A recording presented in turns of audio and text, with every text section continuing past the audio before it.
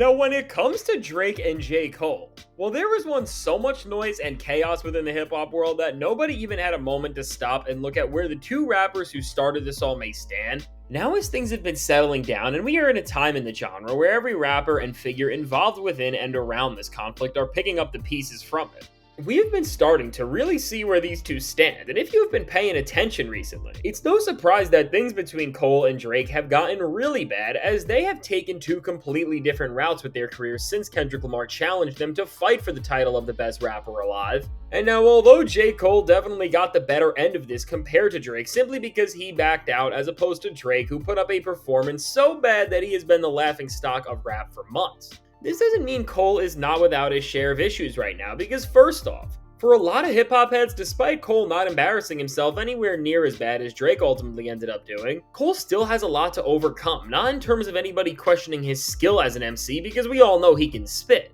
but just when it pertains to pushing his legacy past any controversy or asterisks that came along with him backing down from Kendrick Lamar. And while Cole really is still yet to put a true dent into this goal, and I'd imagine we will have to wait until the fall off or any new project from him to really enter a point where narratives begin to shift for him around the entire world of not just hip hop, but music. Regardless of the bigger and one of the most important moments that Cole will have to face, when it comes to this tension that has been rumbling between him and Drake, more has happened in this tumultuous relationship, which started out as one of the strongest friendships in hip hop just about a year ago, and now has ended in absolute ruin. Because as Cole decided to drop a feature on a new song from Daylight called A Plate of Collard Greens, he had stirred things up. But now, before we can even look at anything else, this song, which is now the second team up between Cole and Daylight, as the first was Pie on Might Delete Later, which also featured Absol, is another one of the better tracks hip hop has seen all year, and really one of the best if we break it down by technical lyrical ability. Because in addition to Daylight, who delivers a nuanced and complex performance,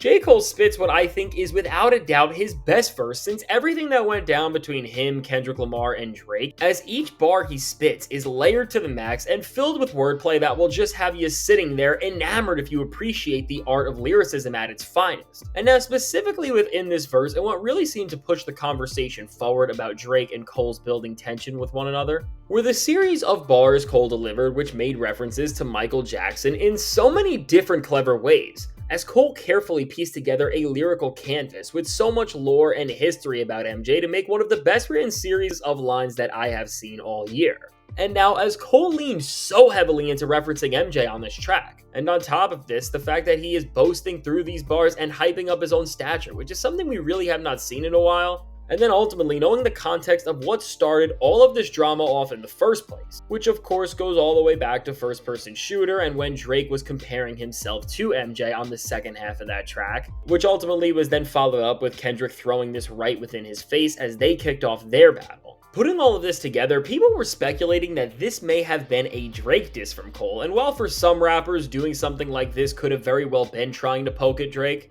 based on the way Cole raps, handles beef as we have seen, and even has thrown out subliminals to other rappers in the past, I don't think this was intended to knock Drake one bit. But even with this said, this does not mean that the song hasn't told us anything about the Cole and Drake saga, because as Daylight, who is a rapper who was both signed to Kendrick Lamar's former label and still close collaborators Top Dog Entertainment, and even on top of this, has been someone who has been very vocal when it comes to bashing someone like Drake online over and over again for months. By Cole linking up with somebody from Drake's biggest rival's former label and biggest backers in this beef, this is escalating things and really saying a lot about this entire situation, because first off, for TDE at this point, based on where they are at as a collective and label and hip-hop powerhouse, they would not be putting out songs with anyone who has beefed Kendrick Lamar, as that would just be going against every single sentiment they stood on to help Kendrick project the message of a track such as Not Like Us for the entire world to see, in order for it to make such a large impact. And now beyond this, if this moment was an isolated event,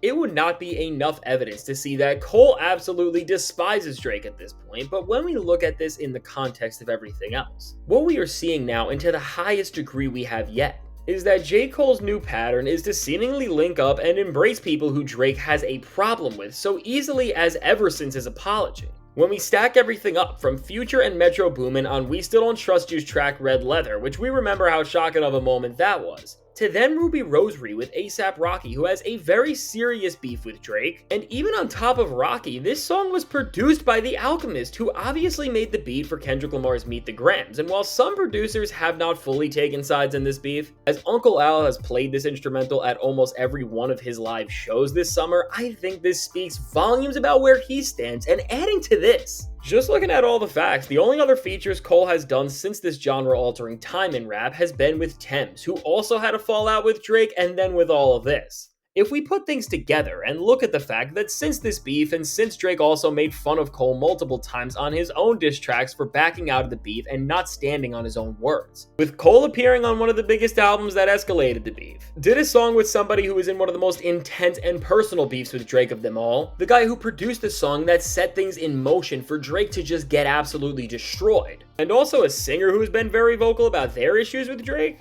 And then on top of this, a guy from Top Dog Entertainment who is directly connected with Kendrick Lamar. I mean, when we stack all of this up, aside from working with Cash Cobain on the absolute career lowlight of Grippy, every artist J. Cole has been standing with seems to despise Drake, and based on where we are at in hip-hop during this moment in time, more than ever, there is way too much evidence to see that J. Cole has definitely received the jabs that Drake was throwing on his name during tracks like Push-Ups and Family Matters, in an attempt to try and deflect the spotlight and pressure off of him during the biggest rap beef arguably ever. And seemingly because of this, while Cole again has shown that he is not the guy who will make this an all-out lyrical duel because that just isn't the way he moves, whether we like it or not. Still, from everything he has put out in his music over the years and from the person he has shown us he is, Cole is also not the type of guy to just let him get disrespected by anybody over and over again, as Cole has had to clear many of these features and seems to have no problem with all of these tracks coming out and letting the moments he is giving us stand by themselves and send whatever messages that may come alongside with them.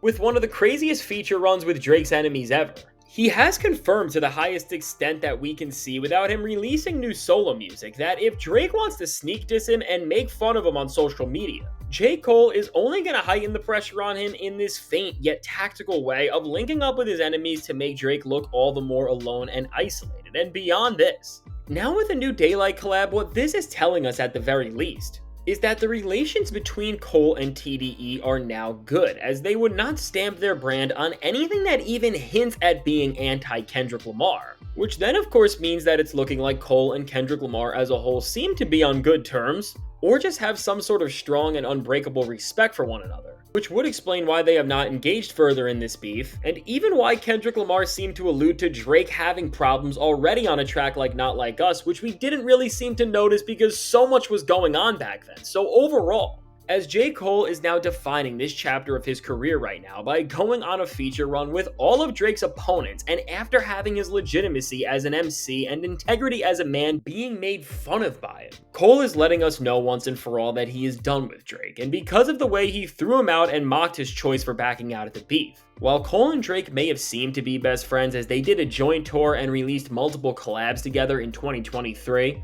now that this is all said and done and Drake has really shown who he really is, Cole wants nothing to do with him. So now with all this said, let me know. What do you think of this entire situation? And now, do you think that things between Drake and Cole will go further than this? Now, I can't wait to hear what you have to say. And if you want to see how Drake just tried to diss Kendrick Lamar yet again, but failed miserably, check out the suggested video.